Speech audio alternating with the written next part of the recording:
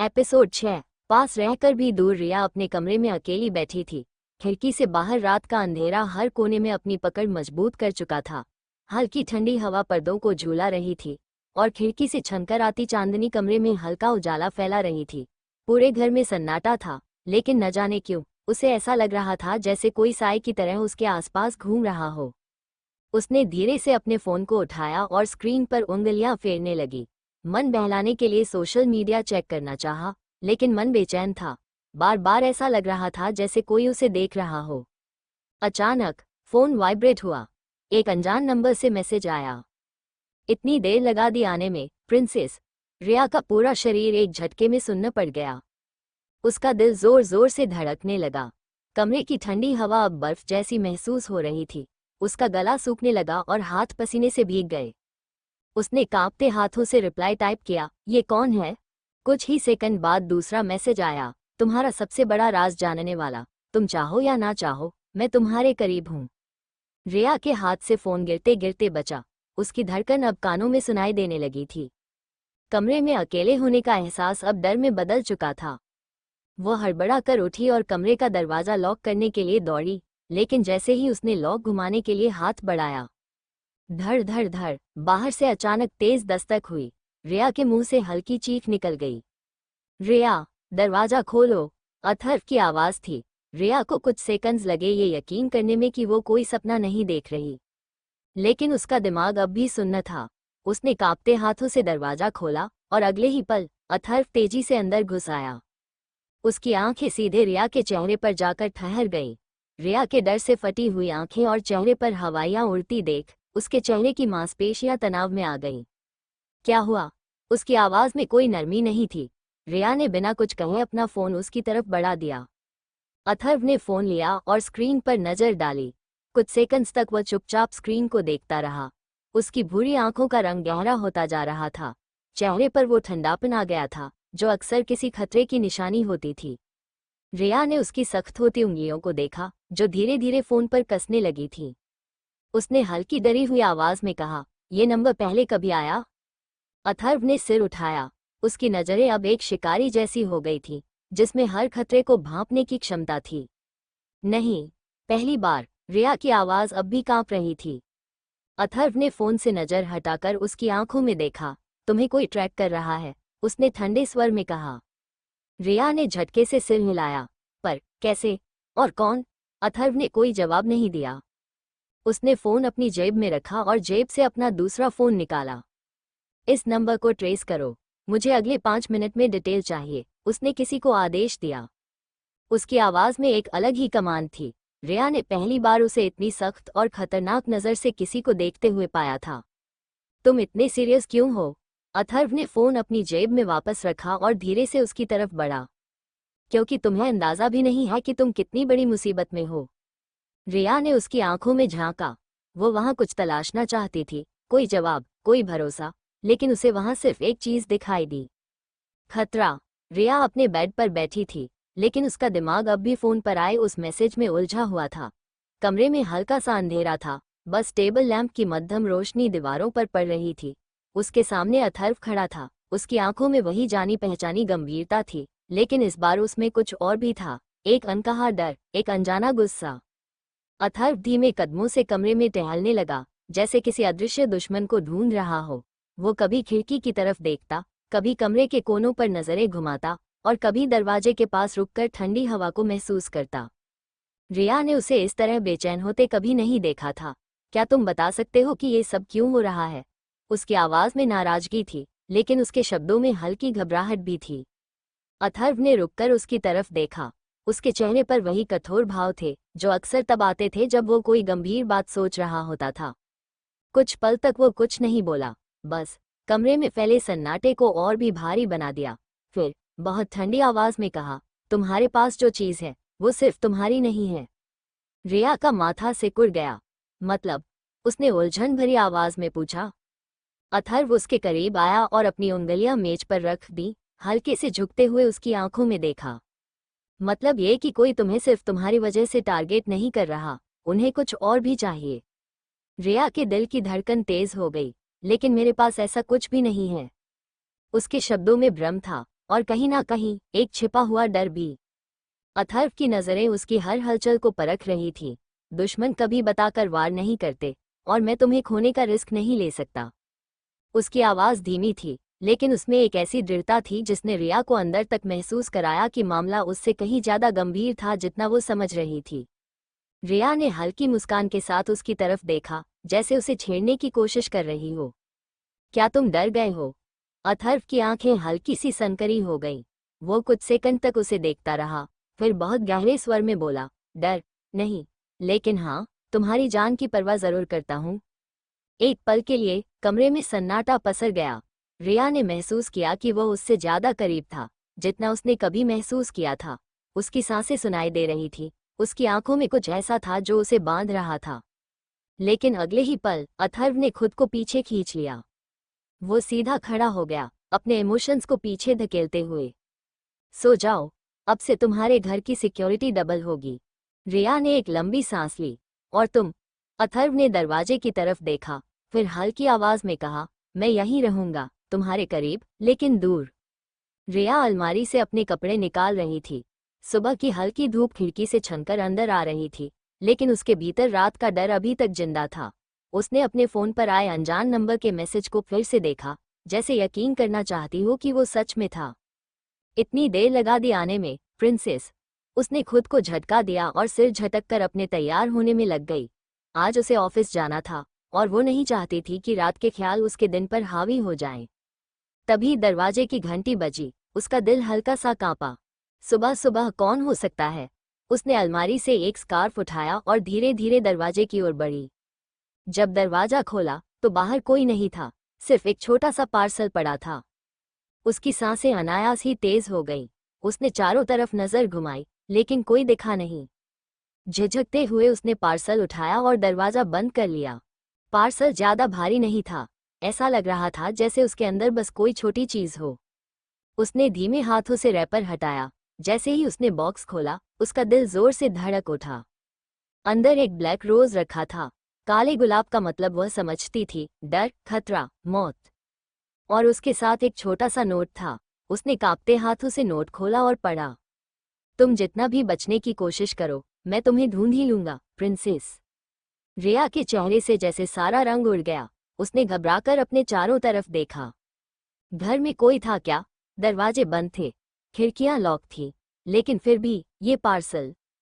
Episode 7, पहला हमला। रिया के हाथ अब भी कांप रहे थे। उसकी आंखें ब्लैक रोज और उस नोट पर टिकी थी, जिसे उसने कुछ ही सेकंड पहले अपने हाथों से खोला था। दिल में एक अजीब सा डर समा गया था। उसके कानों में वो शब्द गूंज रहे थे, तुम जितना भी बचने की कोशिश करो, मैं तुम्हें ढूंढ ही लूंगा, प्रिंसेस। उसके होठों पर सूखापन था, गला कस गया था। उसे नहीं पता था कि इस मैसेज का मतलब क्या था, लेकिन उसके अंदर कुछ कह रहा था कि ये सिर्फ एक धमकी नहीं थी, ये उससे जुड़े किसी गहरे राज की तरफ इशारा कर रहा था। उससे पहले कि वो कुछ समझ पाती, उसके सामने खड़ा अथर्व नोट को पढ़ रहा था। उसके चेहरे का रंग बदला नहीं, लेकिन आंखों में एक खतरनाक ठंडापन उतर आया था। उसने बिना एक सेकंड गंवाए अपने फोन से कॉल लगाया। सिक्योरिटी बढ़ाओ, अभी, और सीसीटीवी फुटेज चेक करो, हर मूवमेंट रिपोर्ट करो। उसकी आवाज में ऐसी गंभीरता थी कि रिया को पहली बार एहसास हुआ कि ये कोई मामूली फैन का पागलपन नहीं था। रिया की धड़कनें तेज हो गईं। उसने अथर्व की तरफ देखा, जो अब नोट को ध्यान से पढ़ रहा था, जैसे उसमें छिपा कोई कोड निकालने की कोशिश कर रहा हो। अथर्व, ये कौन कर सकता है? अथर्व ने गहरी सांस ली, जैसे कुछ छिपाने की कोशिश कर रहा हो, लेकिन अगले ही पल उसने आंखें उठाकर सीधे रिया को देखा। जिससे बचाने के लिए मुझे तुम्हारा बॉडीगार्ड बनाया गया था, लेकिन अब ये मामला और भी गंभीर हो गया है। रिया को कुछ समझ नहीं आया। उससे बचाने के लिए, इसका क्या मतलब था? वो कुछ पूछने ही वाली थी कि अचानक एक जोरदार आवाज आई। धड़ाम। रिया का दिल एक पल के लिए रुक गया। उसकी खिड़की के कांच से टकराकर एक पत्थर सीधे कमरे में गिरा था। उसका पूरा शरीर जैसे सुन्न पड़ गया। उसने धीमे कदमों से उस पत्थर की ओर देखा। उसके चारों ओर हल्की धूल थी, लेकिन असली झटका उसे तब लगा जब उसने देखा कि उसके चारों तरफ एक सफेद कागज लिपटा हुआ था। रिया का गला सूख गया। उसने कांपते हाथों से वो नोट उठाया और धीरे धीरे उसे खोला। शब्द देखकर उसकी आंखें और बड़ी हो गईं। तैयार हो जाओ, क्यूट डॉल, अब खेल शुरू होता है। उसका शरीर ठंडा पड़ गया। उसने फौरन अथर्व की ओर देखा। उसकी आंखों में डर और सवाल दोनों थे। अथर्व, ये मजाक नहीं हो सकता। उसकी आवाज में घबराहट थी। अथर्व ने बिना कोई जवाब दिए पत्थर उठाया और खिड़की से बाहर झांका, लेकिन बाहर अंधेरे के सिवा कुछ नहीं था, कोई परछाई भी नहीं। उसने मुट्ठी भींच ली। उसकी आंखों में अब क्रोध और गुस्सा दोनों थे। हम यहाँ एक सेकंड भी नहीं रुक सकते, उसने आदेश भरी आवाज में कहा। पैकिंग करो, तुम मेरे साथ चल रही हो। रिया ने असमंजस में उसकी ओर देखा। कहाँ? अथर्व ने उसकी आंखों में झांका। जहां सिर्फ मैं और तुम होंगे, और कोई नहीं। रात का अंधेरा चारों तरफ पसर चुका था। सड़कें वीरान थी और चारों ओर सन्नाटा था। कार की हेडलाइट सड़क को रोशन कर रही थी, लेकिन रिया के दिल में अंधेरा बढ़ता जा रहा था। वह बगल में बैठी खिड़की से बाहर देख रही थी। उसे ऐसा महसूस हुआ जैसे कोई उनकी हर हरकत पर नजर रख रहा हो। उसके अंदर अजीब सी बेचैनी थी जो लगातार बढ़ रही थी। अथर्व, उसकी आवाज हल्की थी लेकिन डर से भरी हुई। अथर्व ने बिना नजर घुमाए स्टीयरिंग कसकर पकड़ रखा था। रिया ने एक बार फिर खिड़की से बाहर झांका। हमें कोई फॉलो कर रहा है। अथर्व के चेहरे पर हल्का सा तनाव आया, लेकिन उसने अपनी निगाहें सड़क पर ही रखी। उसने धीरे से रियरव्यू मिरर में देखा। एक काली एसयूवी ठीक उनकी कार के पीछे थी। उसकी हेडलाइट्स बुझी हुई थी, लेकिन उसके चलने की रफ्तार बढ़ रही थी। अथर्व के होंठ सख्ती से भींच गए। सीट बेल्ट बांधो, रिया। रिया को उसकी आवाज में एक अलग सी गंभीरता महसूस हुई। उसने तुरंत सीट बेल्ट कसकर बांध ली, और अगले ही पल धड़ाम, एसयूवी ने उनकी कार को जोरदार टक्कर मारी। रिया की चीख निकल गई। उसका सिर सीट से जोर से टकराया, लेकिन अथर्व ने एक झटके में स्टीयरिंग संभाल लिया। अथर्व, ये लोग कौन हैं? अथर्व की आंखें अब किसी शिकारी की तरह चमक रही थी। उसने बिना जवाब दिए कार की स्पीड बढ़ा दी। ये लोग हमें मारना चाहते हैं। रिया के शब्द कांप रहे थे। रिया, शांत रहो और मेरी बात सुनो, अथर्व ने तेजी से कहा। कैसे शांत रहूं जब कोई हमें जान से मारने की कोशिश कर रहा है? तभी पीछे से फिर एक जोरदार टक्कर आई। कार सड़क के किनारे डगमगाने लगी। अथर्व, लेकिन इससे पहले कि कार पलटती, अथर्व ने एक झटके में हैंड ब्रेक खींचा और कार को खतरनाक मोड़ पर घुमा दिया। टायर जमीन पर रगड़ खा गए, धुआं उठा, कार घूमी और पीछे से आ रही एसयूवी का बैलेंस बिगड़ गया। वो सीधे एक खंभे से टकरा गई। जोरदार धमाका, आग की लपटें उठी और धुएं की गंध हवा में फैल गई। रिया का पूरा शरीर कांप रहा था। उसकी सांसें तेज चल रही थी, दिल की धड़कनें अभी भी बेकाबू थीं। अथर्व ने कार रोक दी और तुरंत उसकी तरफ झुका। तुम ठीक हो? उसकी आवाज में गहरी चिंता थी। रिया ने धीमे से सिर हिलाया, लेकिन उसकी आंखों में अभी भी खौफ था। अथर्व ने उसकी ठंडी पड़ चुकी उंगलियों को पकड़ा। रिया, मेरी तरफ देखो। रिया ने कांपते हुए उसकी आंखों में देखा। अब से मैं तुम्हें एक सेकंड के लिए भी अकेला नहीं छोड़ने वाला। उसकी आवाज में ऐसा विश्वास था कि रिया को पहली बार लगा शायद वो वाकई सुरक्षित है। अथर्व ने तुरंत फोन उठाया और सख्त आवाज में कहा, मुझे लोकेशन ट्रेस चाहिए। जिसने ये किया वो बचकर नहीं जाना चाहिए। रात गहरी हो चुकी थी। चांद की हल्की रोशनी जंगल के उस सुनसान इलाके को और भी रहस्यमय बना रही थी। गाड़ी जब एक पुराने लेकिन मजबूत से दिखने वाले विला के सामने रुकी तो रिया ने चारों तरफ देखा। यहाँ न कोई रोशनी थी, न कोई आवाज, सिर्फ तेज हवाएं थी जो सूखे पत्तों को जमीन पर इधर उधर उड़ाती फिर रही थी। ये कौन सी जगह है? रिया ने धीमी आवाज में पूछा। उसके शब्दों में घबराहट साफ झलक रही थी। अथर्व ने दरवाजा खोलकर उसे बाहर आने का इशारा किया। Safe house? लेकिन ये तो एक वीरान हवेली लग रही है। तुम्हें क्या लगा था 5 स्टार होटल होगा? उसने रूखी आवाज में कहा। रिया का दिल अब भी तेज धड़क रहा था। पूरे दिन की घटनाओं ने उसे अंदर से हिला दिया था। एक के बाद एक अजीब घटनाएं, पीछा करना, कार पर हमला और अब यहाँ। वो किसी बुरे सपने की तरह फंस चुकी थी। अथर्व ने दरवाजे को एक सीक्रेट कोड से अनलॉक किया और रिया को अंदर ले गया। घर के अंदर अंधेरा था, लेकिन जैसे ही उसने एक बटन दबाया कुछ लाइट्स जल गई। कमरा बड़ा था पर सादगी भरा। यहाँ सिर्फ जरूरी चीजें थी, सोफा, कुछ फर्नीचर और एक कोने में रखा कंप्यूटर सिस्टम। तुम्हें यहाँ से बाहर जाने की जरूरत नहीं है, अथर्व ने सख्ती से कहा। रिया ने उसकी तरफ देखा। मतलब मैं यहाँ कैद रहूंगी? अथर्व ने उसकी तरफ एक कड़क नजर डाली। रिया, ये खेल अब तुम्हारी जान लेने के लिए खेला जा रहा है। मैं तुम्हें खोना नहीं चाहता। रिया के होंठ कुछ कहने के लिए हिले, लेकिन फिर वो चुप हो गई। अथर्व, ये सब कौन कर रहा है? अथर्व कुछ पल के लिए खामोश रहा। उसके चेहरे पर एक अजीब सी गंभीरता थी। कोई जो तुम्हें हर हाल में पाना चाहता है, उसने धीमे से कहा। रिया की सांसें थम गईं। या फिर मारना चाहता है? कमरे में एक अजीब सन्नाटा छा गया। रिया को अपने भीतर डर का ठंडा एहसास महसूस हुआ। उसने कभी नहीं सोचा था कि उसकी जिंदगी इस मोड़ पर आ जाएगी, जहां उसे अपनी जान बचाने के लिए एक अनजान जगह पर छिपना पड़ेगा। तभी सर्र दरवाजे के नीचे से कुछ अंदर सरका। रिया ने घबराकर दरवाजे की तरफ देखा। ये क्या था? उसकी आवाज कांप रही थी। अथर्व ने तुरंत अपना गन निकाल लिया और दरवाजे के पास पहुंचा। उसने एक झटके में दरवाजा खोला, लेकिन बाहर कोई नहीं था। उसने झुककर नीचे देखा। वहां एक छोटा सा कागज पड़ा था। एक और नोट। रिया की धड़कनें और तेज हो गईं। अथर्व ने झटके से नोट उठाया और पढ़ने लगा। भागने की कितनी भी कोशिश कर लो, मैं तुम्हें ढूंढ लूंगा। अगला वार सीधा दिल पर होगा। रिया के हाथ पैर सुन्न पड़ गए। अथर्व, उसकी आवाज में अब केवल डर था। अथर्व ने नोट को कसकर मरोड़ा। उसकी आंखें अब सख्त और ठंडी हो गई थीं। अब खेल मेरा होगा। उसकी आवाज में ऐसा विश्वास था कि एक पल के लिए रिया का डर भी कम पड़ गया। लेकिन सवाल अब भी वही था। ये खेल खेल कौन रहा था? एपिसोड 8, खून से लिखा वादा। कमरे में सन्नाटा था, लेकिन रिया के दिल की धड़कनें उसे और भी भारी बना रही थी। उसकी उंगलियां ठंडी पड़ गई थी जब उसने कांपते हुए दरवाजे के नीचे आया नोट उठाया। जैसे ही उसकी नज़र उस पर गई, उसकी सांसें अटक गईं। भागने की कितनी भी कोशिश कर लो, मैं तुम्हें ढूंढ लूंगा। अगला वार सीधा दिल पर होगा। लेकिन इस बार नोट के नीचे खून के छींटे थे। रिया ने घबराकर अपने हाथों को देखा। उसकी उंगलियों पर खून लग चुका था। उसकी पूरी देह में एक ठंडी लहर दौड़ गई। अथर्व, उसकी आवाज कांप रही थी। अथर्व ने बिना कोई देरी किए नोट उसके हाथ से लिया और उसे ध्यान से पढ़ा। उसकी आंखों में अजीब सी गंभीरता उतर आई। वो एक सेकंड के लिए भी हिले बिना खड़ा रहा, जैसे कुछ सोच रहा हो। ये खेल अब बहुत आगे बढ़ चुका है। उसकी आवाज में ठंडापन था, जिससे रिया का डर और बढ़ गया। ये खून, ये किसका है? रिया ने धीरे से कहा, जैसे खुद से सवाल कर रही हो।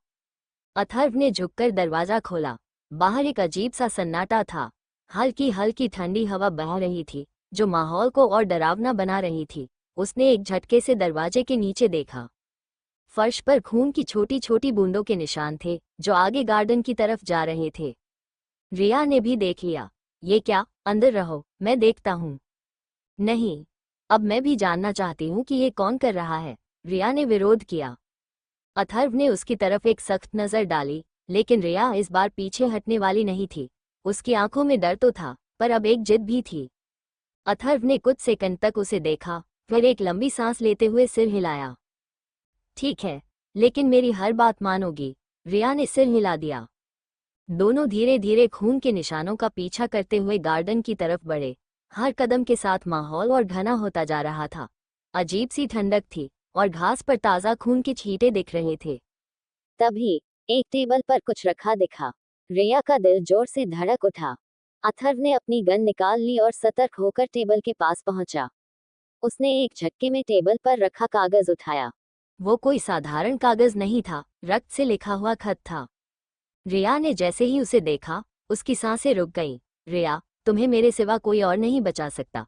अगर तुम चाहती हो कि अगला खून तुम्हारा ना हो, तो बस एक बार मेरी बाहों में आ जाओ। उसका शरीर सुन्न पड़ गया। ये कौन था? कौन इतना जुनूनी हो सकता था कि खून से खत लिखकर उसे डराने की कोशिश कर रहा था? रिया ने अथर्व की ओर देखा। अथर्व की आंखों में अजीब सी आग जल उठी थी। उसके जबड़े कस गए थे। उसकी मुट्ठी में कागज इतनी जोर से दब चुका था कि वो लगभग फटने ही वाला था। अब ये खेल खत्म होगा। उसकी आवाज में ऐसा विश्वास था कि रिया को पहली बार लगा। अब कोई बचने वाला नहीं था। कमरे में एक अजीब सा सन्नाटा था, लेकिन रिया के अंदर तूफान उमड़ रहा था। उसके हाथों से खून के छींटे तो मिट गए थे, मगर उसके ज़हन में वो खून से लिखा खत अभी भी ताज़ा था। उसकी सांसें तेज थीं। दिल की धड़कनें अब डर से नहीं, बल्कि गुस्से से तेज हो रही थीं। मैं यूं ही डरकर नहीं बैठ सकती, उसने खुद से कहा। अब तक जो डर उसे जकड़े हुए था, वो धीरे धीरे गुस्से में बदल रहा था। अचानक दरवाजा खुला और अथर्व अंदर आया। उसके हाथ में कुछ कागज थे, शायद सीसीटीवी फुटेज। रिया ने उसकी तरफ देखा। क्या पता चला? अथर्व ने बिना एक शब्द बोले उसके सामने एक तस्वीर रख दी। रिया ने झुककर देखा। तस्वीर थोड़ी धुंधली थी, लेकिन एक परछाई साफ दिख रही थी। मुझे शक है कि ये तुम्हारे किसी पुराने जानने वाले का काम हो सकता है। रिया ने फौरन अपनी यादों को खंगालना शुरू कर दिया। नहीं, मुझे कोई ऐसा नहीं दिखता जो इतना पागल हो। अथर्व ने उसकी आंखों में देखा। उसके चेहरे पर नफरत और गुस्सा दोनों साफ झलक रहे थे। पागल वही होता है जिसे उसकी हद से ज्यादा परवाह हो। सवाल ये नहीं है कि तुमने किसी को तकलीफ दी, सवाल ये है कि कौन तुम्हें अपनी हद से ज्यादा चाहता था। रिया कुछ कहने ही वाली थी कि अथर्व उसके पास बैठ गया। उसके हाथ अब भी ठंडे थे। रिया, मैं वादा करता हूँ, जब तक मेरी सांस चलेगी कोई तुम्हें छू भी नहीं सकता। रिया ने पहली बार उसकी आंखों में वो गहराई देखी जो उसने पहले कभी नहीं देखी थी। वो सिर्फ एक बॉडीगार्ड नहीं था, उसके लिए ये सिर्फ एक काम नहीं था। तुम मुझसे इतना वादा क्यों कर रहे हो? अथर्व ने बिना कुछ कहे धीरे से उसके हाथ अपने हाथों में लिए। उसकी उंगलियां बर्फ जैसी ठंडी थीं, लेकिन अथर्व की हथेलियां गर्म थीं। क्योंकि मैं तुम्हें खोना नहीं चाहता। रिया की आंखों में हल्की नमी आ गई। और अगर किसी ने तुम्हें छूने की कोशिश भी की, अथर्व की आवाज अब ठंडी मगर बेहद खतरनाक थी, तो वो अपने ही खून से अपने आखिरी वादे लिखेगा। रिया ने उसकी आंखों में देखा। अथर्व अब सिर्फ उसकी हिफाजत के लिए नहीं था, वो बदला लेने के लिए तैयार था। सुबह का उजाला खिड़की से झांक रहा था, लेकिन रिया के अंदर का अंधेरा अब भी उतना ही गहरा था। पिछली रात का हर लम्हा उसकी आंखों के सामने घूम रहा था। खून से सना खत, अथर्व का गुस्सा और वो अजीब सा डर जो उसकी रगों में उतर चुका था। रिया ने गहरी सांस ली और बिस्तर से उठी। वो खिड़की के पास गई और पर्दा हटाया। बाहर हल्की ठंडी हवा थी, लेकिन कुछ और भी था जिसने उसे ठिठकने पर मजबूर कर दिया। खिड़की के शीशे पर कुछ अजीब खरोंच के निशान थे, जैसे किसी ने जानबूझकर कुछ लिखने की कोशिश की हो। उसने धीरे से खिड़की खोली, तभी उसकी नज़र नीचे पड़ी। वहां एक छोटी सी डिब्बी रखी थी। रिया का दिल जोर से धड़कने लगा। उसने आसपास नजरें घुमाई, लेकिन कोई नहीं था। डरते डरते उसने डिब्बी उठाई। उसकी उंगलियां कांप रही थीं। अंदर एक चमचमाती रिंग थी। रिया ने हैरानी से उसे उठाया। रिंग के नीचे एक छोटा सा नोट रखा था। उसने कांपते हाथों से नोट खोला और पढ़ते ही उसका खून ठंडा पड़ गया। तैयार हो जाओ, तुम्हारी सगाई बस अब होने वाली है। रिया के हाथ से रिंग लगभग गिर गई। नहीं, ये कौन हो सकता है? उसकी आवाज फुसफुसाहट जैसी थी, लेकिन उसके अंदर का डर और भी ज्यादा बढ़ गया था। उसी पल कमरे का दरवाजा जोर से खुला। अथर्व अंदर आया। उसके चेहरे पर तेजी से बदलते हुए कई भाव थे, चिंता, गुस्सा और एक अजीब सा आक्रोश। क्या हुआ? उसने देखा कि रिया के चेहरे का रंग उड़ा हुआ था। रिया ने धीरे से डिब्बी उसकी तरफ बढ़ाई। अथर्व ने एक नज़र अंदर डाली, फिर नोट को निकाला और पढ़ते ही उसकी आंखें सिकुड़ गईं। उसके जबड़े भींच गए। रिया ने देखा कि उसके हाथ गुस्से से कांप रहे थे। अगले ही पल, बिना कुछ कहे, उसने अपने फोन से किसी को कॉल लगाया। जिसने भी ये भेजा है, मैं उसे जिंदा नहीं छोड़ूंगा। उसकी आवाज में एक अजीब ठंडापन था, लेकिन आंखों में जलती हुई आग थी। रिया ने महसूस किया कि अब ये खेल और भी खतरनाक मोड़ लेने वाला था।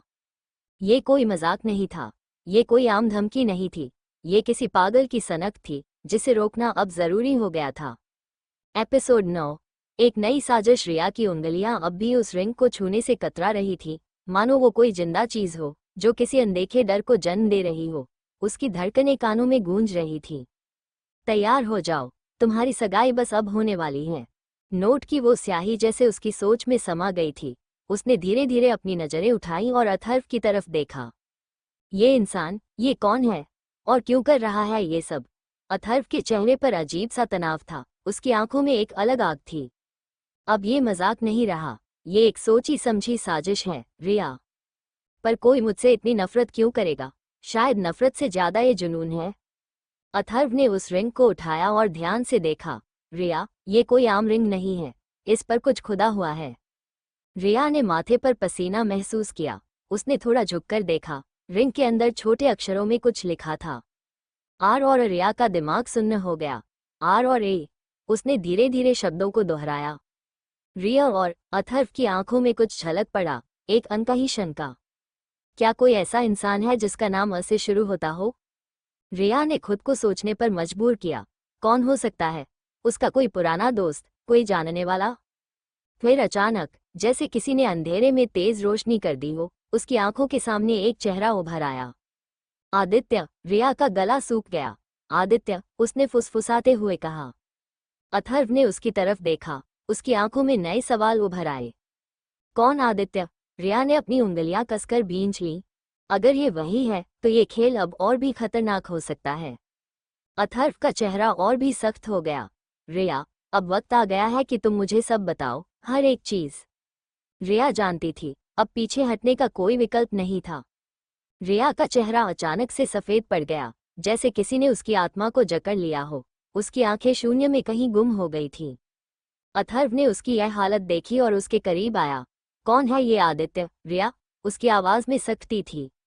रिया ने हल्के से अपनी पलकें झपकाईं, मानो बीते हुए कल के अंधेरे में डूबी कोई पुरानी परछाई उसे फिर से घेर रही हो। उसने होंठ खोले, लेकिन आवाज नहीं निकली। रिया, जवाब दो। इस बार अथर्व का धैर्य थोड़ा डगमगाया। रिया ने अपनी सूखी हुई जुबान से मुश्किल से शब्द निकाले। वो मेरा पुराना दोस्त था, कॉलेज में। लेकिन उसकी आवाज अचानक दब गई। अथर्व ने उसकी उंगलियों को देखा, जो अब मुट्ठी बनाकर कांप रही थी। लेकिन क्या? रिया। रिया ने एक लंबी सांस ली। पहले मैं उसे सिर्फ एक अच्छा दोस्त समझती थी, लेकिन वो मुझसे प्यार करता था।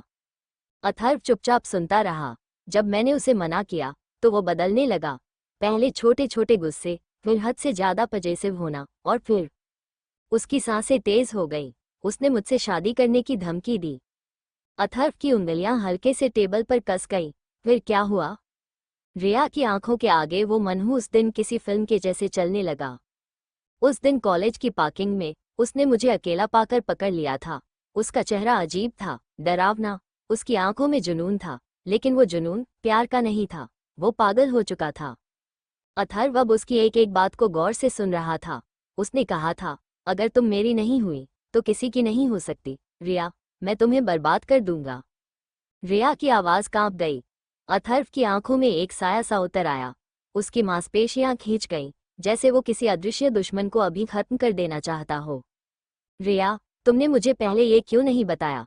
क्योंकि रिया ने अपनी आंखें बंद की, आंसू अंदर ही समेटते हुए। क्योंकि पुलिस ने उसे पकड़ लिया था, वो जेल में था। अथर्व ने तुरंत अपने फोन को निकाला और कुछ तेजी से टाइप करने लगा। उसकी आंखें स्क्रीन पर गड़ी हुई थीं। कुछ सेकंड बाद उसने गुस्से में फोन टेबल पर पटक दिया। रिया, आदित्य अब जेल में नहीं है। रिया के होंठ फटी फटी निगाहों से खुले रह गए। क्या? वो 2 महीने पहले छूट चुका है और तब से गायब है। रिया की सांसों की रफ्तार तेज हो गई। मतलब ये सब? हाँ रिया, अथर्व ने अपनी मुट्ठियां भींच लीं। ये सब उसी ने किया है। रिया की टांगों से जैसे जान निकल गई। अगर वो सच में तुम्हारे पीछे है तो उसे मैं जिंदा नहीं छोड़ूंगा। अथर्व की आंखों में इस बार गुस्सा नहीं, बल्कि एक सुलगती हुई आग थी, जो जलकर खत्म करने के लिए ही पैदा हुई थी। अंधेरा धीरे धीरे घना हो रहा था। हल्की हल्की बारिश की बूंदें खिड़की से टकरा रही थी। कमरे में सिर्फ एक टेबल लैंप की रोशनी थी, जो रिया की बेचैनी को और भी उजागर कर रही थी। उसकी आंखें बार बार दरवाजे की तरफ जा रही थी, जैसे कोई अनजाना खतरा वहां खड़ा हो। अथर्व ने उसके चेहरे की घबराहट देखी और एक गहरी सांस लेते हुए उसके पास आया। रिया, सब ठीक है। हम सेफ हाउस में हैं, यहाँ कोई नहीं आ सकता। रिया ने धीरे से सिर हिलाया, लेकिन उसका दिल अब भी तेज धड़क रहा था। तभी खिड़की पर जोर जोर से ठक ठक होने लगी, एकदम अचानक, जैसे कोई बाहर था। रिया का दिल गले में अटक गया। अथर्व, उसकी आवाज कांप गई। अथर्व ने तुरंत अपनी गन उठाई और खिड़की के पास गया। बाहर घना अंधेरा था, लेकिन हल्की सी परछाई दिखाई दे रही थी। वो धीरे धीरे और करीब आ रही थी। यहाँ रुको, मैं देखता हूँ। रिया ने तुरंत उसका हाथ पकड़ लिया। नहीं, अकेले मत जाओ। अथर्व ने उसकी आंखों में देखा। वहां सिर्फ डर नहीं था, उसका खो जाने का खौफ था। मैं वादा करता हूँ, कुछ नहीं होगा। उसने रिया को धीरे से पीछे किया और धीरे धीरे दरवाजे की तरफ बढ़ा। उसके कदम बेहद सतर्क थे, उंगलियां गन के ट्रिगर पर टिकी हुई थीं। वो दरवाजा खोलने ही वाला था कि धायम, एक गोली सरसराती हुई उसके कंधे के पास से निकल गई और दीवार में जा धंसी। अथर्व! रिया की चीख गूंज उठी। अथर्व ने बिना देर किए रिया को पीछे खींचा और खुद दीवार के पीछे आ गया। रिया, नीचे झुको। रिया कांपते हुए जमीन पर बैठ गई। उसकी सांसें तेज हो गई थीं। अथर्व ने खिड़की से झांकने की कोशिश की। तभी धायम एक और गोली चली, लेकिन इस बार गोली उसके हाथ से टकरा गई। गर्म खून की धार उसकी उंगलियों से बह निकली। अथर्व। रिया की आंखें डर और दर्द से भीग गईं। उसने भागकर उसका हाथ पकड़ लिया। अथर्व, तुम्हारा हाथ, बहुत खून बह रहा है। लेकिन अथर्व को जैसे अपनी तकलीफ की परवाह ही नहीं थी। उसने बिना वक्त गंवाए गन उठाई और बाहर की तरफ फायर किया। अब तुम बच नहीं सकते। लेकिन बाहर कोई हलचल नहीं हुई। अथर्व तुरंत दरवाजे की ओर बढ़ा, लेकिन जब तक वो बाहर पहुंचा, हमलावर गायब हो चुका था। उसने इधर उधर नजर दौड़ाई। बारिश अब तेज हो चुकी थी। सड़क पर कोई नहीं था। लेकिन तभी उसकी नजर जमीन पर पड़े एक कागज पर गई। उसने उसे उठाया। कागज पर सिर्फ एक नाम लिखा था, आदित्य, और नीचे एक लाइन, मैंने कहा था ना, रिया सिर्फ मेरी है। ये तो बस शुरुआत है। अथर्व के अंदर कुछ उबल पड़ा। रिया ने उसके हाथ से कागज लिया और पढ़ते ही उसके पैरों से जैसे जमीन खिसक गई। नहीं, ये नहीं हो सकता। उसका पूरा शरीर ठंडा पड़ गया। अथर्व की आंखों में इस बार सिर्फ गुस्सा नहीं था, अब ये पर्सनल हो चुका है। उसने खून से सने हाथ को देखा, फिर उस कागज को मुट्ठी में भींच लिया। मैं कसम खाता हूँ, आदित्य, ये खेल अब तुम्हारे खून से ही खत्म होगा। एपिसोड 10। रात का सौदा। कमरे में गहरी खामोशी थी। बाहर तेज हवा के झोंके खिड़की के शीशों से टकरा रहे थे, जैसे किसी अनजाने खतरे का इशारा कर रहे हों। रिया के हाथ अब भी कांप रहे थे। उसने धीरे से अथर्व के लहूलुहान हाथ को पकड़ा। तुम्हें बहुत चोट लगी है, हमें डॉक्टर के पास जाना चाहिए। अथर्व ने उसकी आंखों में देखा। वहां चिंता थी, डर था, पर सबसे ज्यादा था खो देने का डर। उसने धीरे से अपना हाथ छुड़ाया। रिया, ये वक्त मेरे जख्मों की परवाह करने का नहीं है। अब वक्त है इस खेल को खत्म करने का। उसके शब्दों में कुछ ऐसा था कि रिया का दिल जोरों से धड़कने लगा। मतलब? अथर्व ने बिना कुछ कहे अपना फोन उठाया और एक नंबर डायल किया। आज रात हमें उससे मिलना है। अब सौदा होगा, लेकिन मेरे नियमों पर। रिया के दिल में अजीब सी बेचैनी होने लगी। कौन? किससे मिलना है? अथर्व का चेहरा पत्थर सा सख्त हो गया। उसकी आंखों में एक ठंडी आग जल रही थी। आदित्य से। रिया को लगा जैसे उसके पैरों तले जमीन खिसक गई हो। नहीं, वो लगभग चिल्ला पड़ी। तुम उससे नहीं मिल सकते, अथर्व। वो पागल है। वो किसी भी हद तक जा सकता है। अथर्व ने धीरे से उसकी कलाई पकड़ी और उसे अपने करीब खींच लिया। रिया, अब फैसला हो चुका है। ये खेल जितना लंबा चलेगा, उतना ही खतरनाक होगा, और मैं तुम्हें एक पल के लिए भी खतरे में नहीं देख सकता। उसकी आवाज में एक ठहराव था, एक दृढ़ता जिसे कोई नहीं तोड़ सकता था। रिया ने उसके चेहरे को देखा। दर्द, गुस्सा, जुनून, सब कुछ एक साथ था।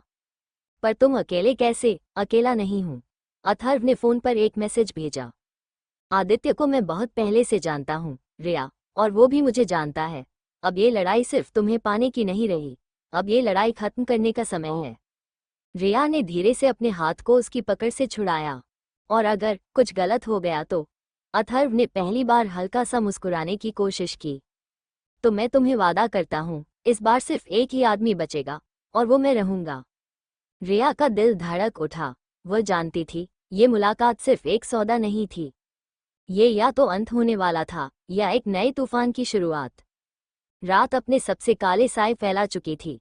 आसमान में चांद बादलों के पीछे छिपा था, और वीरान फैक्ट्री के चारों ओर एक अजीब सा सन्नाटा पसरा हुआ था। हल्की हल्की ठंडी हवा चल रही थी, लेकिन माहौल में एक अजीब सी घुटन थी। रिया की उंगलियां ठंडी पड़ रही थी, पर उसके कदम 1 इंच भी पीछे नहीं हटे। रिया, तुम अंदर नहीं जाओगी। ये मेरा मामला है। अथर्व की आवाज में ठंडा आदेश था, लेकिन रिया की आंखों में वही जिद चमक उठी। तुम्हारे लिए मेरा मामला सिर्फ तुम्हारी ड्यूटी हो सकता है, लेकिन मेरे लिए ये मेरी जिंदगी है। मैं भी जाऊंगी। अथर्व ने गहरी सांस ली। ठीक है, लेकिन एक कदम भी गलत मत उठाना। रिया की नजरें उसके चेहरे पर टिकी थीं। ये तुम मुझसे कह रही हो या खुद से? अथर्व कुछ नहीं बोला, बस आगे बढ़ गया। फैक्ट्री का गेट जंग से जर्जर था। हल्की सी धक्का देने पर ही चरमराते हुए खुल गया। अंदर अंधेरे के बीच कुछ बल्ब टिमटिमा रहे थे। तभी, आ गए तुम। एक गहरी, खतरनाक आवाज गूंजी। रिया के शरीर में एक सिहरन दौड़ गई। उसने धीरे से अथर्व के हाथ को पकड़ा। सामने, हल्की रोशनी में एक परछाई उभरी। आदित्य। उसकी आंखों में वही पुराना पागलपन झलक रहा था, लेकिन अब उसमें एक खतरनाक ठहराव था। होठों पर एक सुनियोजित मुस्कान और आंखों में एक ऐसा जुनून जिसे देखकर रिया को घबराहट होने लगी। तो अथर्व मेहरा, तुमने आखिरकार ये खेल मेरे तरीके से खेलने की ठानी? अथर्व ने अपनी आंखें सिकोड़कर उसे घूरा। तूने जो चाल चली है उसका अंजाम तुझे पता भी नहीं है। अब सौदा होगा, लेकिन मेरे शर्तों पर। आदित्य ने हल्का सा सिर झटकते हुए ताली बजाई। वाह वाह, बड़ा हीरो बन रहा है बॉडीगार्ड साहब, लेकिन माफ करना, मैं किसी के नियमों पर नहीं चलता। उसने अपनी जेब में हाथ डाला और एक सफेद कागज निकाला। ये देखो, रिया की शादी का कागज, उस पर उसके नाम के आगे बस मेरी साइन बाकी है। रिया की सांस अटक गई। उसने झटके से कागज उठाया और कांपते हाथों से उसे देखा। तुमने ये कहाँ से पाया? आदित्य ने एक कदम आगे बढ़ाया। ओह बेबी, मुझे तुम्हें पाना था, और मैं हमेशा जो चाहता हूँ उसे पाकर ही रहता हूँ। रिया ने पीछे हटने की कोशिश की, लेकिन अथर्व ने उसे अपने पीछे कर लिया। उसकी आंखें अब अंगारों की तरह जल रही थीं। अब तो बहुत बोल चुका आदित्य। अथर्व ने गुस्से में घूंसा मारने के लिए हाथ बढ़ाया, लेकिन तभी धायम, एक गोली चली। रिया की चीख गूंज उठी। अथर्व का शरीर हल्का सा झटका खाकर पीछे हुआ। रिया ने देखा, खून। अथर्व के बाजू से खून बह रहा था। अथर्व, उसने फौरन उसे पकड़ लिया, लेकिन अथर्व ने दर्द की परवाह किए बिना अपनी गन उठाई। अब तुझे मैं जिंदा नहीं छोड़ूंगा आदित्य। पर आदित्य वहां नहीं था। वो गायब हो चुका था और पीछे छूट गया था अथर्व के खून से सना हुआ वो शादी का कागज। अथर्व का शरीर सुन्न पड़ गया। गोली चली थी, लेकिन किसे लगी थी? उसके कानों में अब भी गोली की आवाज गूंज रही थी और उसकी सांसें तेज हो गई थी। उसने घबराकर रिया की तरफ देखा। रिया, तुम ठीक हो? रिया की आंखें डर से फैली हुई थी। उसने हल्के से सिर हिलाया और कांपते होठों से कुछ कहने ही वाली थी कि आह! एक दर्द भरी चीख गूंजी। रिया और अथर्व दोनों ने सामने देखा। आदित्य दर्द से कराह रहा था। उसका कंधा खून से लाल हो चुका था। किसने मारी? उसने घबराकर चारों ओर देखा। अथर्व ने फौरन अपनी गन को कसकर पकड़ लिया और अपने चारों ओर नजरें घुमाईं। ये गोली चलाई किसने? तभी अंधेरे में एक परछाई उभरी। एक शख्स, काले कपड़ों में लिपटा हुआ, चेहरे पर एक नकाब। उसका पूरा शरीर गहरे साए में छिपा हुआ था, लेकिन उसकी आंखें, वे ठंडी थीं, बिल्कुल मौत की तरह ठंडी। अथर्व फौरन चौकन्ना हो गया। उसने अपनी गन सीधी की। तू कौन है? लेकिन नकाबपोश आदमी चुपचाप खड़ा रहा। उसने धीरे से अपनी बंदूक उठाई और सीधा आदित्य पर तान दी। खेल खत्म आदित्य। आदित्य की आंखें चौड़ी हो गईं। तू। उसके चेहरे पर खौफ था। रिया ने कभी आदित्य को इस तरह डरते हुए नहीं देखा था। कौन हो तुम? लेकिन नकाबपोश ने उसकी बात को अनसुना कर दिया। उसने अपनी गन को घुमाया और सीधा आदित्य की आंखों में देखा। अब इस खेल में एक नई साजिश शुरू होगी। आदित्य ने खुद को बचाने के लिए इधर उधर देखने की कोशिश की। रुक जाओ तुम, लेकिन तब तक बहुत देर हो चुकी थी। धायम, एक और गोली चली, और उसके बाद सिर्फ सन्नाटा। गहरा, ठंडा, डरावना सन्नाटा। चारों ओर सिर्फ अंधेरा था। आदित्य की आंखें खुली की खुली रह गईं। वो पीछे की तरफ लड़खड़ाया और फिर जमीन पर गिर पड़ा। रिया के मुंह से चीख निकलने ही वाली थी कि अथर्व ने झट से उसका हाथ पकड़ लिया। शश, उसने अपनी उंगली होठों पर रखी और धीरे से फुसफुसाया। कोई हिलेगा नहीं। नकाबपोश शख्स ने गन को नीचे किया। वो बस कुछ सेकंड खड़ा रहा, जैसे ये देख रहा हो कि उसका काम पूरा हुआ या नहीं। और फिर एक तेज हवा चली और वो आदमी अंधेरे में गायब हो गया। पीछे छूट गए थे अथर्व, रिया और जमीन पर पड़ा हुआ आदित्य का खून से सना शरीर। एपिसोड 11, मासूम दिल और डेविलमैन। अंधेरी रात फैक्ट्री की टूटी फूटी दीवारों से टकराकर और भी डरावनी लग रही थी। हर तरफ सन्नाटा पसरा था। सिर्फ आदित्य की हांफती हुई सांसें और टपकते खून की आवाज उस वीरान जगह को भयानक बना रही थी। उसका शरीर दर्द से कांप रहा था। कंधे से बहता खून अब जमीन पर गहरी लाल धारियों में बदल चुका था। उसकी नजरें उस परछाई की तरफ उठी जिसने अभी अभी उसे गोली मारी थी। तुझे क्या चाहिए? उसके लहजे में डर साफ झलक रहा था। लेकिन नकाबपोश शख्स ने कोई जवाब नहीं दिया। वो बस वहीं खड़ा था। उसकी आंखें किसी अनजान रहस्य से भरी हुई थीं। रिया, जो अब तक इस भयानक घटना को समझने की कोशिश कर रही थी, धीरे धीरे अथर्व के करीब खिसकी और उसका हाथ कसकर पकड़ लिया। उसकी उंगलियां ठंडी हो चुकी थी और दिल बेतहाशा धड़क रहा था। अथर्व, ये कौन है? उसका स्वर हल्का कांप रहा था। अथर्व की निगाहें नकाबपोश पर टिकी थीं। उसकी आंखों में संदेह की एक लकीर उभर आई थी। मुझे नहीं पता, उसने धीमे से कहा, लेकिन उसकी आवाज में सतर्कता थी। लेकिन जो भी है, हमारे लिए फायदे का सौदा लेकर आया है। रिया ने घबराकर नकाबपोश की ओर देखा। उसके अंदर एक अजीब सा डर समा गया था। यह इंसान कौन था? क्या वो उनका दुश्मन था या फिर कोई रहस्यमयी मददगार? तभी नकाबपोश ने अपनी बंदूक धीरे से नीचे कर दी। उसने अथर्व की ओर एक गहरी नजर डाली और बिना किसी भाव के कहा, खेल खत्म नहीं हुआ, बस एक नया अध्याय शुरू हुआ है। रिया की रूह तक कांप गई। इसकी आवाज कहीं सुनी हुई सी लग रही थी।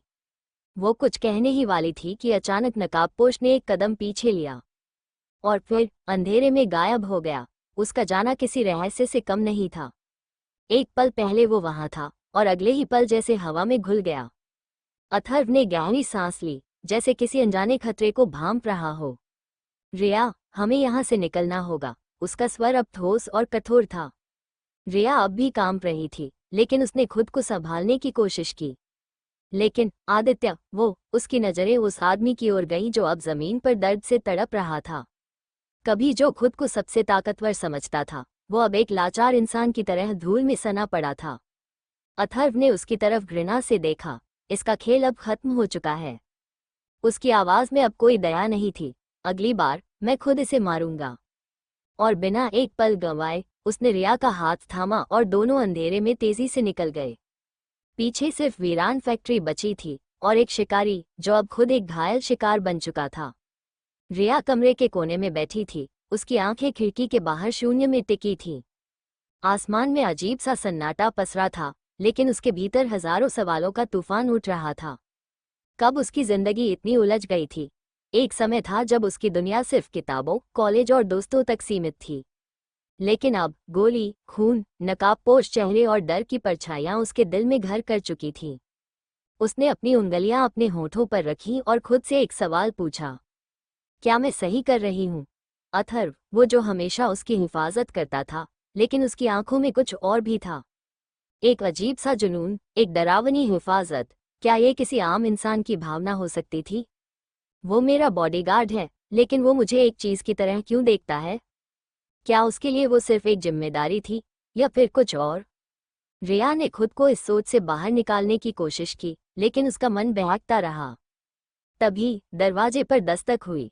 रिया, दरवाजा खोलो, गहरी ठहरी हुई आवाज। अथर्व। रिया ने जल्दी से खुद को संभाला और दरवाजा खोला। अथर्व अंदर आया। उसकी चाल हमेशा की तरह दृढ़ थी। वो कुछ सेकंड तक उसे देखता रहा, फिर धीरे से पूछा, तुम ठीक हो? रिया ने हल्के से सिर हिलाया। हाँ, लेकिन जो आज हुआ, मैं अब भी सदमे में हूँ। अथर्व ने गहरी सांस ली, जैसे पहले से ही इस जवाब की उम्मीद थी। रिया, ये सब तुम्हारी मासूम दुनिया से बहुत अलग है। यहाँ दिल नहीं, ताकत चलती है। अगर तुम अब भी यही सोच रही हो कि ये किसी फिल्म जैसा है, तो तुम्हें इस दुनिया में रहने का कोई हक नहीं। उसका लहजा कठोर था, लेकिन सच था। रिया ने उसे घूरा। तो क्या मैं तुम्हारी तरह बन जाऊं, एक डेविलमैन जो किसी की परवाह नहीं करता? अथर्व एक पल को चुप हो गया। उसकी आंखों में एक अजीब सी परछाई उभरी, जैसे अतीत के किसी अधूरे दर्द की झलक हो। फिर उसने धीरे से कहा, मैं परवाह करता हूँ रिया, तभी तो अब तक जिंदा हूँ। रिया ने उसकी आंखों में झांका। वहां गहरी रात की तरह कुछ रहस्यमयी था।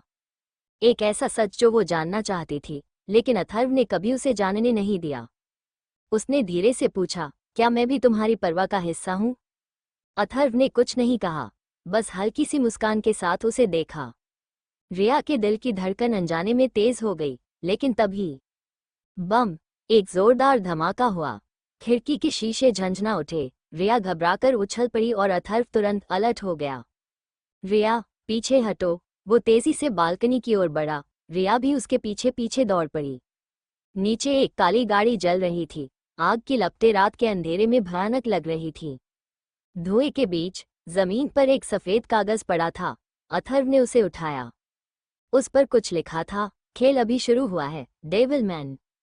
रिया का दिल कांप गया, लेकिन अथर्व, उसकी आंखें अब और भी खतरनाक हो गई थीं।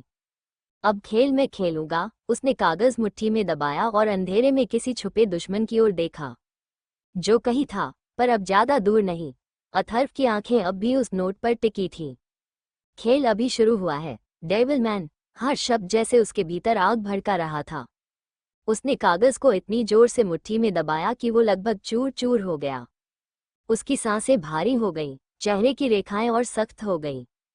उसकी भूरी आंखों में एक अलग ही चमक थी, खतरे की। रिया ने धीरे से उसका हाथ छूकर कहा, ये आदित्य का काम नहीं हो सकता, है ना? अथर्व ने एक पल के लिए अपनी पकड़ ढीली की और धीरे से सिर हिलाया। नहीं, वो अब भी जख्मी है। इतनी जल्दी ये सब नहीं कर सकता। रिया ने घबराकर बालकनी से नीचे जलती हुई गाड़ी को देखा। तो फिर कौन? अथर्व अब भी शांत था, लेकिन उसकी चुप्पी में एक ऐसा डर समाया था जिसे शायद वो खुद भी महसूस नहीं करना चाहता था। कुछ सेकंड तक सन्नाटा रहा, फिर उसने बेहद ठंडे लहजे में कहा, कोई है जो मुझसे भी ज्यादा खतरनाक खेल खेल रहा है। रिया का दिल तेजी से धड़क उठा। क्या तुम डर रहे हो? उसने सहज ही पूछ लिया, पर जैसे ही शब्द निकले उसे एहसास हुआ कि उसने क्या कह दिया। अथर्व ने धीरे से उसकी ओर देखा।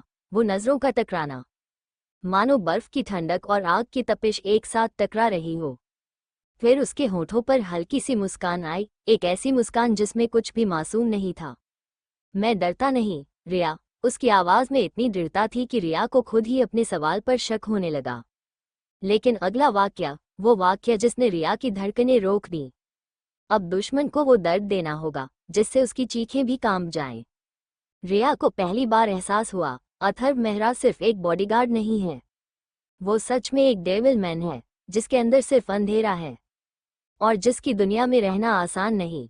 रिया ने महसूस किया कि वो अब सिर्फ अपनी जिंदगी में नहीं, बल्कि किसी ऐसे शख्स की जिंदगी में फंस चुकी है जिससे दूर जाना भी मुश्किल था और करीब रहना तो मौत को दावत देने जैसा। एपिसोड 12, तुम मेरी जिम्मेदारी हो। रात गहरी थी, लेकिन आग की लपटें उसे चीरती हुई आसमान को लाल कर रही थीं। जलती हुई गाड़ी से उठता धुआं धीरे धीरे हवा में घुल रहा था, मगर उसके पीछे छोड़ी गई चेतावनी अब भी उतनी ही ठंडी और डरावनी थी। खेल अभी शुरू हुआ है डेविल मैन। अथर्व की आंखें उस जले हुए खत पर टिक गईं, जिसकी राख अब जमीन पर बिखर रही थी। उसका दिमाग तेजी से काम कर रहा था। कौन था जो उससे भी बड़ा शिकारी बनना चाहता था? कौन था जो उसे उसकी ही तरह खेल खेलने की चुनौती दे रहा था? उसने अपनी मुठियां भींच लीं और बिना रिया की ओर देखे कहा, हमें यहाँ से निकलना होगा। लेकिन रिया ने एक इंच भी हिलने से इनकार कर दिया। नहीं, मैं अब और नहीं भागूंगी। अथर्व की भूरी आंखें पहली बार झटके से उसकी ओर मुड़ी। रिया की आवाज में न कोई डर था, न कोई झिझक, बस एक हद से ज्यादा थक चुकी लड़की की जिद थी। रिया, तुम समझ नहीं रही। रिया ने बीच में ही उसकी बात काट दी। तुम हर बार मुझे भागने के लिए क्यों कहते हो? क्या मैं तुम्हारे लिए बस एक कमजोर लड़की हूँ? अथर्व ने उसकी पकड़ से बाहर जाने के लिए एक कदम पीछे हटाया, लेकिन उसकी आंखों में अब गुस्सा नहीं था, बल्कि एक अजीब सी बेचैनी थी। रिया ने उसकी आंखों में झांका। तुम हर किसी को बचाने के लिए खुद को जलाने की कसम खाकर बैठे हो ना, पर मैं कोई मोमबत्ती नहीं जो पिघल जाऊंगी। अथर्व ने एक गहरी सांस ली।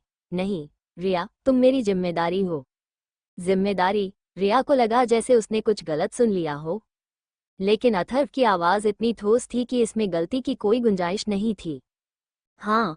अथर्व एक कदम उसके पास आया और पहली बार उसकी आंखों में वो ठंडा गुस्सा नहीं, कोई अनकहा जज्बा था। कुछ ऐसा जिसे रिया समझ तो रही थी पर स्वीकार नहीं कर पा रही थी। मैं सिर्फ तुम्हारी हिफाजत नहीं कर रहा, मैं तुम्हें इस अंधेरे खेल से बाहर निकालना चाहता हूँ।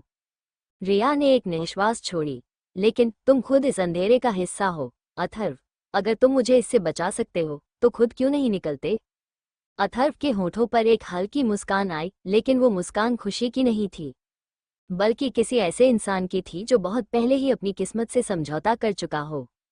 क्योंकि मैं पहले ही बहुत गहरे उतर चुका हूँ रिया। वो एक पल के लिए चुप रहा, फिर बेहद धीमी मगर ठोस आवाज में कहा, लेकिन तुम्हें मैं इस दलदल में गिरने नहीं दूंगा। रिया का दिल जाने क्यों तेजी से धड़कने लगा। वो उसे नहीं समझ पा रही थी, या शायद अब तक समझकर भी खुद को झुठला रही थी। अथर्व की आंखें अब भी उसी पर टिकी थीं। पर अगले ही पल, बूम, एक जबरदस्त धमाका हुआ। दोनों ने झटके से पीछे मुड़कर देखा। पास की बिल्डिंग में आग भड़क उठी थी। अथर्व ने एक सेकंड भी बर्बाद नहीं किया और रिया का हाथ पकड़कर तेजी से पीछे खींचा। नीचे झुको। रिया का दिल तेजी से धड़क रहा था। ये क्या हो रहा है? अथर्व ने अपनी जेब से गन निकाली और चारों ओर नजरें घुमाईं। कोई हमें सिर्फ डराने की कोशिश नहीं कर रहा, रिया। वो एक सेकंड को रुका, फिर उसके लहजे में एक सर्द चेतावनी आई। कोई हमें मारना चाहता है। रिया ने एक सिहरन महसूस की। पर इससे पहले कि वो कुछ कहती, एक और गोली चलने की आवाज आई। खेल अब सच में शुरू हो चुका था। अथर्व और रिया तेजी से बाहर निकले। चारों तरफ अफरा तफरी मची हुई थी। सुरक्षा गार्ड्स इधर उधर भाग रहे थे। किसी के चेहरे पर दहशत थी तो कोई अपने वायरलेस से लगातार ऑर्डर दे रहा था। लेकिन अथर्व, वो अब भी खामोश खड़ा था, पर उसकी खामोशी खतरनाक थी, बिल्कुल तूफान से पहले की शांति जैसी। तभी एक गार्ड घबराए हुए उसके पास आया। सर, किसी ने बिल्डिंग के अंदर बम प्लांट किया था। रिया का दिल जोर से धड़का। बम? ये कोई आम हमला नहीं था। ये कोई इत्तेफाक नहीं था।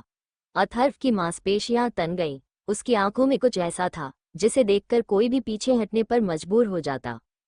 उसने बिना रिया की ओर देखे ठंडी आवाज में कहा, रिया, कार में बैठो। रिया ने एक पल के लिए उसे देखा, फिर अपने अंदर उमड़ते डर को नजरअंदाज करते हुए विरोध किया। नहीं, मैं भी तुम्हारे साथ। लेकिन उसके लफ्ज पूरे होने से पहले ही अथर्व ने उसकी कलाई पकड़ ली। अब कोई बहस नहीं, बैठो। वो ऑर्डर नहीं था, वो एक हुक्म था। पर इस बार रिया को उसके गुस्से में कुछ और भी दिखा।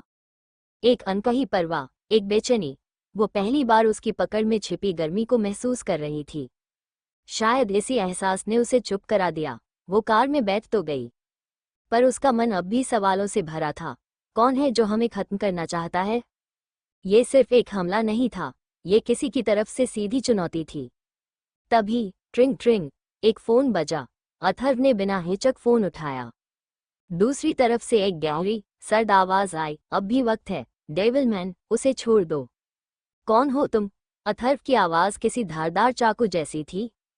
दूसरी तरफ से हल्की हंसी सुनाई दी।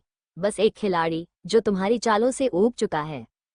और फिर क्लिक, फोन कट चुका था, पर वो आवाज अब भी कार के अंदर गूंज रही थी।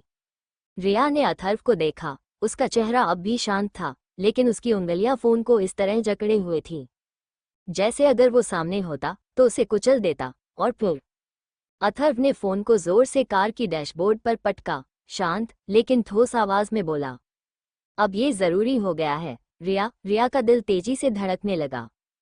क्या? अथर्व ने उसकी आंखों में झांका, और पहली बार वो सिर्फ एक बॉडीगार्ड नहीं, बल्कि कुछ और लग रहा था। उसकी आवाज ठंडी थी, लेकिन शब्दों में आग थी। तुम्हें मेरे पास ही रहना होगा, हमेशा के लिए। अथर्व ने कार स्टार्ट की और स्पीड बढ़ा दी। टायरों की तेज चीखती आवाज सड़क के सन्नाटे को चीर रही थी, जैसे किसी तूफान की आहट हो। रिया सीट बेल्ट पकड़कर बैठी थी, लेकिन उसका मन अब भी उस आखिरी वाक्य में उलझा हुआ था। तुम्हें मेरे पास ही रहना होगा, हमेशा के लिए। वो उसे देखकर सोचने लगी, क्या ये सिर्फ एक सुरक्षा का फैसला था या कुछ और?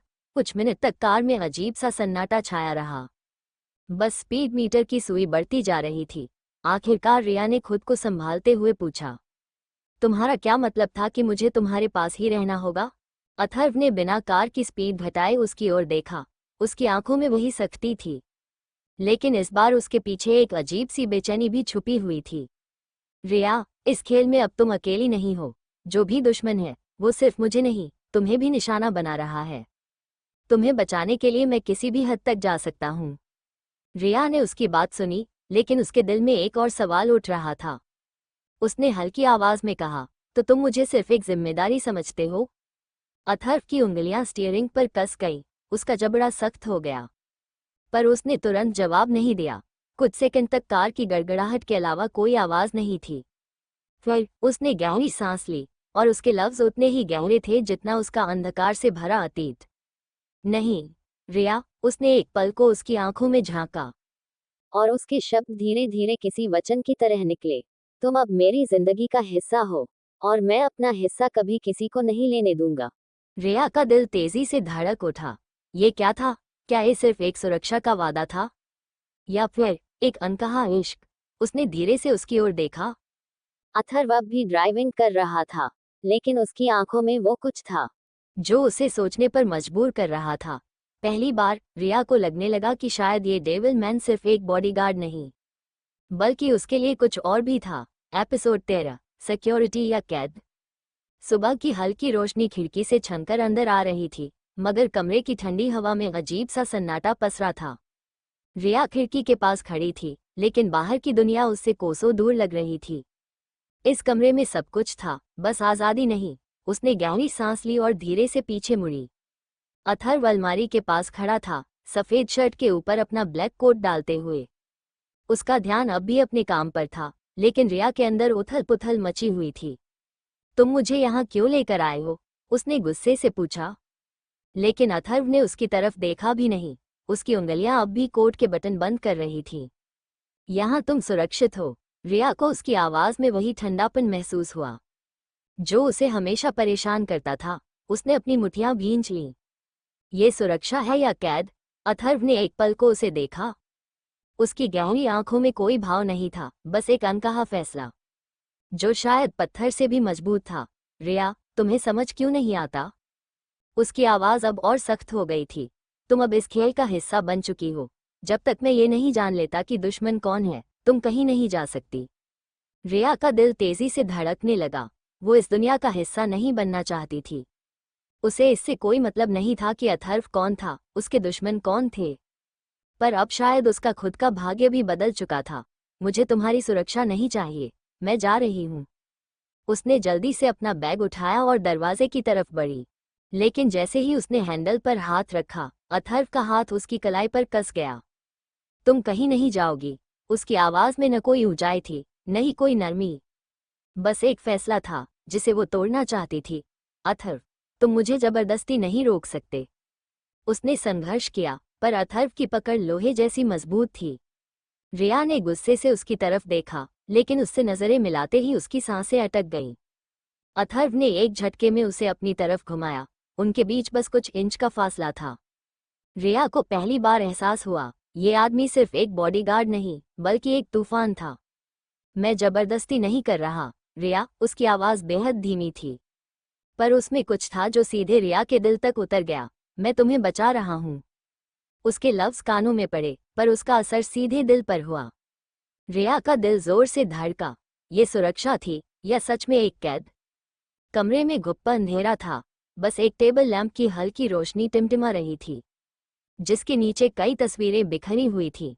रिया की, अथर्व की, और उनके हर मूवमेंट की रिकॉर्डिंग। टेबल के किनारे पर एक फोन रखा था, जिसमें एक वीडियो चल रहा था, अभी कुछ देर पहले का, जब अथर्व ने रिया की कलाई पकड़ी थी। एक हल्की मगर गहरी हंसी कमरे की नीरवता में गूंज उठी। तो डेविल मैन को भी किसी की परवाह होने लगी। कुर्सी पर बैठा शख्स धीरे धीरे आगे झुका। उसके हाथ में एक माचिस की तिली थी, जिसे वो उंगलियों के बीच घुमा रहा था। उसकी आंखें टेबल पर बिखरी तस्वीरों पर टिकी थी, विशेष रूप से एक पर, रिया की तस्वीर, जिसमें वो खिड़की के पास खड़ी थी, और उसके चेहरे पर हल्की बेचैनी झलक रही थी। अब खेल और दिलचस्प होगा, उसने धीमे से कहा, और फिर अचानक शश माचिस की तिली जल उठी। उसकी हल्की नारंगी रोशनी में वो चेहरा उजागर हुआ जो अब तक अंधेरे में छिपा था। उसकी आंखों में जुनून था, या शायद कोई पुरानी दुश्मनी। आग की लपटें हल्के हल्के तिली से ऊपर उठ रही थी, और उसने बिना झुझके उसे रिया की तस्वीर पर गिरा दिया। कागज जलने की गंध हवा में घुल गई। तस्वीर के किनारे से आग धीरे धीरे फैलने लगी। रिया का चेहरा काले धुएं में घिरने लगा। वो आदमी धीरे धीरे पीछे हटा और जलती हुई तस्वीर को देखता रहा। अब देखता हूँ, अथर्व कब तक उसे बचा पाता है। उसके लफ्जों में कोई जल्दबाजी नहीं थी, बस एक अजीब सा आत्मविश्वास, जैसे उसे पूरा यकीन था कि ये लड़ाई सिर्फ उसकी होगी। कमरे में सिर्फ जलते हुए कागज की आवाज बची थी और एक नई साजिश की परछाई। कमरे में घुटन बढ़ गई थी। हर सांस के साथ एक नया सवाल खड़ा हो रहा था। रिया ने अपने हाथ झटककर अथर्व की पकड़ से खुद को छुड़ाया। उसके चेहरे पर गुस्सा था, या शायद वो अब थक चुकी थी। तो क्या अब मैं पूरी जिंदगी तुम्हारे इस अंधेरे महल में बंद रहूंगी? उसके शब्दों में चुनौती थी।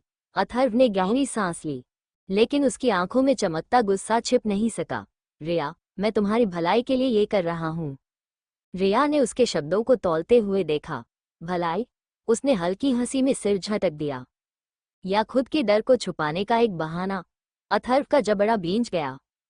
उसकी आंखों में कुछ बदलने लगा था, लेकिन उसने खुद को शांत बनाए रखा। रिया एक कदम आगे बढ़ी। अब उनके बीच ज्यादा फासला नहीं था। सच बताओ अथर्व, उसने उसकी आंखों में झांकते हुए कहा। क्या ये सिर्फ सुरक्षा है या तुम खुद भी नहीं चाहते कि मैं तुम्हें छोड़कर जाऊं? कमरे में एक पल को सन्नाटा छा गया। अथर्व के हाथ धीरे धीरे मुट्ठी में बदल गए। उसकी सांसों की लय हल्की सी बिगड़ गई। वो कुछ बोलने ही वाला था कि बैंग, तेज धमाका हुआ। खिड़की का शीशा चकनाचूर हो गया। रिया के कानों में तेज गूंज उठी। अभी वो समझ भी नहीं पाई थी कि क्या हुआ, कि एक झटके में अथर्व ने उसे अपनी बाहों में खींच लिया और नीचे गिरा दिया। फर्श पर गिरते ही रिया की सांस अटक गई। उसका दिल इतनी तेजी से धड़क रहा था कि उसे लगा शायद ये किसी खतरे का अंत नहीं, बल्कि एक नई शुरुआत है। रिया, तुम ठीक हो? अथर्व की आवाज में वो कठोरता नहीं थी जो हमेशा रहती थी। इस बार उसमें एक घबराहट थी, एक अनजाना डर। रिया ने कांपते हुए सिर हिलाया। ये क्या था? अथर्व ने सिर उठाया। उसकी आंखों में अब सिर्फ गुस्सा नहीं, बल्कि जानलेवा आग जल रही थी। अब ये खेल हद से आगे बढ़ रहा है। उसकी उंगलियां धीरे धीरे बंद हो रही थी, जैसे वो किसी को खत्म करने की कसम खा रहा हो। और मुझे किसी भी हालत में तुम्हें खोना नहीं है। रिया उसकी आंखों में देखती रही। अब उसे समझ नहीं आ रहा था कि ये सुरक्षा थी या कैद, या फिर कोई अनकहा रिश्ता जो शायद अब खुद अपनी हदें तोड़ने लगा था। एपिसोड 14। दिल के दरवाजे। कमरे में हल्का अंधेरा था। टेबल लैंप की मध्यम रोशनी में रिया बिस्तर पर बैठी थी, लेकिन उसकी आंखों में नींद नहीं थी। सामने रखी घड़ी की टिक टिक उसके बेचैन दिल की धड़कनों से मेल खा रही थी। हर बीतते पल के साथ उसके मन में एक सवाल उमड़ रहा था। क्या मैं सच में कैद हूं? उसने सिर झटका। नहीं। या मुझे इस कैद से बाहर निकलना ही नहीं? उसका मन उलझ रहा था। रिया धीरे धीरे खिड़की के पास आई। हवा के हल्के झोंकों ने उसके बालों को छूकर गुजर जाना चाहा, लेकिन उसकी आंखें सिर्फ एक शख्स पर टिकी थी, अथर्व। वो बालकनी में खड़ा था। उसकी पीठ रिया की तरफ थी। उसकी मजबूत कद काठी, उसकी सधी हुई चाल, सब कुछ रहस्यमयी था। लेकिन इस वक्त उसका पूरा ध्यान अपने फोन पर था। पता करो, वो आदमी कौन था। अगर अगली बार उसने कोशिश की तो वो आखिरी बार होगी। उसकी आवाज में एक ठंडा गुस्सा था, रिया को उसके शब्दों से ज्यादा। उसके लहजे ने झकझोर दिया। उसने गहरी सांस ली। वो इतना कठोर क्यों है? क्या उसके दिल के दरवाजे हमेशा बंद रहेंगे? एक अजीब सी खलिश थी जिसे वो समझना चाहती थी। उसने हिम्मत जुटाई और धीमे कदम बढ़ाए। अथर्व, मुझे तुमसे बात करनी है। अथर्व ने फोन काट दिया, लेकिन उसने मुड़कर नहीं देखा, बस ठंडे लहजे में बोला। अब क्या हुआ? रिया ने होंठ भींच लिए। मुझे ये बताओ कि तुम सच में मुझे बचा रहे हो या खुद को? अथर्व के शरीर में एक हल्की सी जकड़न आई। वो कुछ सेकंड के लिए चुप रहा। फिर उसने धीरे से कहा, रिया, तुम बहुत सवाल पूछती हो। रिया 2 कदम और आगे बढ़ी, क्योंकि तुम्हारे जवाब अधूरे होते हैं। अथर्व ने गहरी सांस ली। रिया देख सकती थी, उसकी उंगलियां मुट्ठी में तब्दील हो रही थीं। फिर आखिरकार उसने मुड़कर रिया की आंखों में देखा। उसकी गहरी, बेरहम आंखें जो हमेशा एक अनकही कहानी कहती थी। तुम्हें सच में मेरे दिल के दरवाजे खोलने का इतना शौक है? रिया ने बिना हिचक उसकी आंखों में झांका। हाँ, क्योंकि तुम्हारी चुप्पी मुझे मार रही है। कमरे में एक गहरा सन्नाटा छा गया, इतना गहरा कि रिया को अपनी धड़कन तक सुनाई दे रही थी। अथर्व ने एक लंबा कदम बढ़ाया और अचानक उसने रिया का हाथ पकड़ लिया। उसकी पकड़ मजबूत थी, लेकिन उसमें इस बार कोई जबरदस्ती नहीं थी, बल्कि एक अलग ही एहसास था। अगर तुम जानना चाहती हो। उसकी आवाज धीमी लेकिन भारी थी। तो सुनो। रिया की सांसें थमी। अथर्व की उंगलियां उसकी कलाई पर कस गईं। मैं चाहता हूं कि तुम मेरे पास रहो। रिया की आंखें चौड़ी हो गईं। ये शब्द, ये एहसास, ये गिरफ्त, ये सुरक्षा नहीं। रिया, अथर्व ने गहरी नजरों से उसे देखा। ये मेरी जरूरत है। रिया की सांस कांप गई। ये कैद थी या किसी अनदेखे इश्क का पहला कदम? कमरे में हल्का अंधेरा था, लेकिन उस अंधेरे से ज्यादा गहरी थी वो खामोशी जो दोनों के बीच पसरी थी। रिया को समझ नहीं आ रहा था कि वो क्या कहे। अथर्व की आंखें, उनमें कुछ ऐसा था जो उसने पहले कभी नहीं देखा था। बेबसी, दर्द, या कुछ और। वो उससे बस कुछ ही इंच दूर खड़ा था, लेकिन उसके लहजे में जो भारीपन था वो इस छोटी सी दूरी को भी एक पहाड़ जैसा बड़ा बना रहा था। अथर्व ने गहरी सांस ली और धीमी आवाज में कहा, अगर मैं कहूं कि तुम मेरी कमजोरी बन रही हो तो क्या तुम इस घर से भागना छोड़ दोगी? रिया का दिल जैसे एक पल के लिए थम गया। कमजोरी? उसकी आंखें हल्की सी भीग गईं, लेकिन उसने अपने आंसुओं को गिरने नहीं दिया। उसने अथर्व को देखा, उस शख्स को जो हमेशा खुद को सबसे मजबूत दिखाता था, जिसकी आंखों में न डर था, न दर्द, न कोई भाव। लेकिन आज आज कुछ बदला था। कमजोरी? उसकी आवाज कांप गई। अथर्व ने कुछ नहीं कहा, बस धीरे से हाथ बढ़ाया और उसकी ठोड़ी को छू लिया। उसका स्पर्श हल्का था, लेकिन इतना गहरा कि रिया को अपने भीतर एक हलचल महसूस हुई। हाँ, क्योंकि तुम्हारे बिना। वो रुक गया। रिया ने सांस रोकी। क्या? अथर्व की उंगलियां हल्के से उसकी ठोड़ी से फिसलकर उसके गाल तक आईं। उसकी आंखों में एक अजीब सा दर्द था। मैं खुद को भी नहीं पहचान पाऊंगा। रिया की धड़कनें तेज हो गईं। ये क्या था?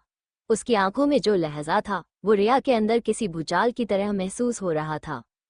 क्या ये इश्क था या बस एक जुनून? रिया को जवाब नहीं पता था, लेकिन एक बात वो जान गई थी, अथर्व के बिना उसकी दुनिया भी अब पहले जैसी नहीं रह सकती थी। कमरे की हवा में अचानक एक तनाव सा घुल गया था। अथर्व का फोन वाइब्रेट हुआ और उसकी स्क्रीन पर एक अनजान नंबर चमक रहा था।